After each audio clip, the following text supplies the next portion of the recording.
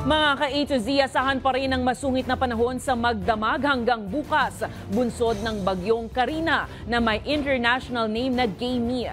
Huling namataan ng bagyo, 420 km silangan ng Tugigaraw City sa Cagayan. Lumakas pa ito sa 120 km per hour malapit sa sentro na may pagbugsong na abot sa 150 kph.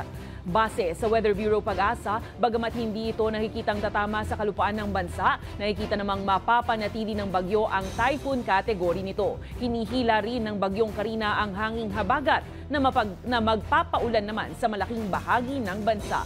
Sa ngayon, itinaas na sa signal number 1 ang Batanes, silangang bahagi ng Cagayan at Babuyan Islands, pati ang northeastern portion ng Isabela. Paalala po dahil posibleng may pagbaha na idudulot ang pag-uulan.